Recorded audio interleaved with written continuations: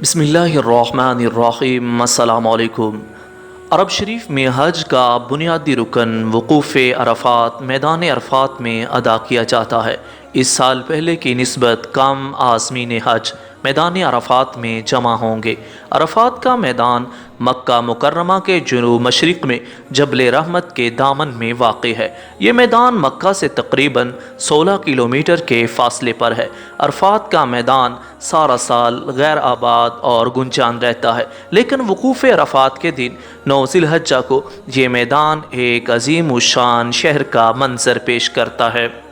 عرفات کا میدان 9 ذی الحجہ کی صبح آباد ہوتا ہے اور غروب آفتاب کے ساتھ ہی اس کی رونق ختم ہو جاتی ہے۔ حجاج کرام مغرب کے وقت میدان عرفات سے مزدلفہ روانہ ہو جاتے ہیں، جہاں وہ مغرب اور عشاء کی نمازیں ملا کر پڑھتے ہیں۔ مزدلفہ میں ایک رات قیام کے بعد حجاج کرام دوبارہ وادی منا کے خیموں میں پہنچ جاتے ہیں اور حج کے دوسرے مناسک ادا کرتے ہیں۔ وقوف عرفات کو حج کا مناسک اکبر سب سے بڑا عمل قرار دیا گیا ہے۔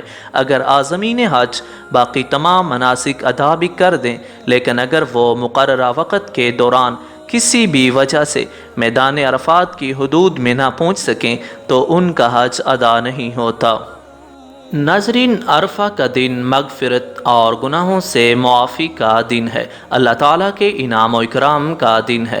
میدان عرفات میں حاضرین ندامت کے آنسو بہاتے ہوئے کانپتے ہاتھوں لرزتے ہونٹوں سے خدائے بزرگ و برتر سے مغفرت طلب کرتے ہیں۔ اس میدان میں صرف ایک ہی لگن ہے، ایک ہی جذبہ ہے، ایک ہی ولولہ ہے، اور وہ ہے صرف اور صرف تکمیل حج۔ یہاں شرط اول صرف قیام ہے۔ اتنی بڑی بھیڑ میں بھی آپ اکیلے اور تنہا کھڑے ہیں۔ آپ اور اللہ کے درمیان کوئی رکاوٹ نہیں۔ آپ اللہ سے جو چاہیں مانگیں، کوئی پابندی نہیں۔ اس دن قدرت نے آپ کو مانگنے کا کھلا وقت دیا ہے۔ عرفات میں قیام کے دوران زیادہ سے زیادہ استغفار کرنا چاہیے۔ ناظرین، حجۃ الوداع کے موقع پر میدان عرفات میں ہی سرکار دو عالم صلی اللہ علیہ وبارک وسلم نے اپنی اونٹنی پر بیٹھ کر وہ خطبہ دیا جس کے آگے تمام دنیا کے منشور بے معنی نظر آتے ہیں۔ میدان عرفات میں اسی جگہ ایک سفید پتھر بطور نشانی لگا ہے۔ اس فصیح و بلیغ خطبے کا ایک ایک جملہ قیامت تک نسل انسانی کی رہنمائی کرتا رہے گا۔ جبل عرفات بھی میدان عرفات میں ہے۔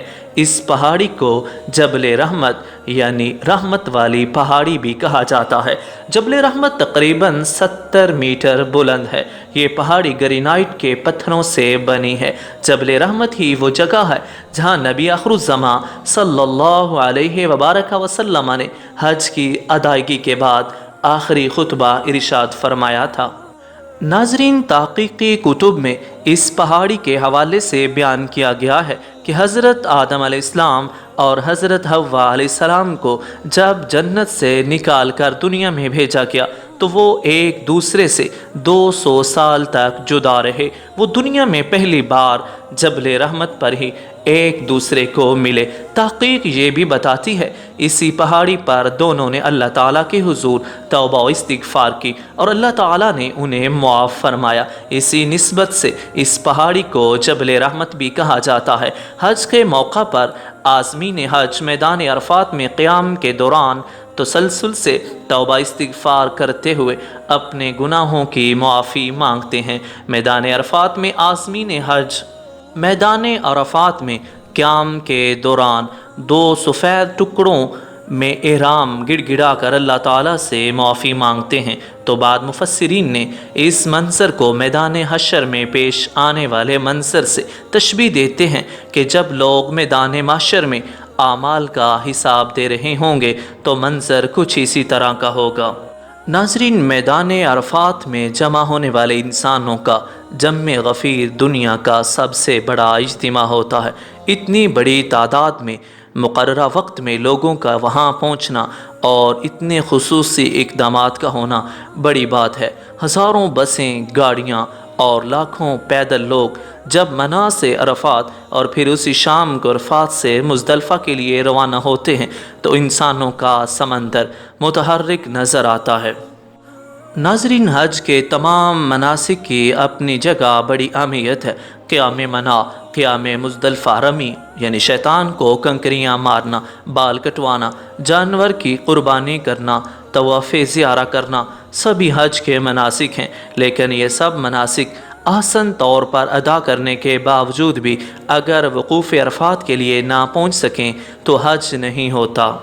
دوستو، آپ کو وقوف عرفات کے بارے میں مکمل طور پر آگاہ کر دیا۔ اگر آپ کو ہماری یہ معلومات پسند آئی ہو، ہمارے چینل کو سبسکرائب کریں اور بیل آئیکن کو پریس کریں۔ دعاؤں میں یاد رکھیے گا۔ السلام علیکم۔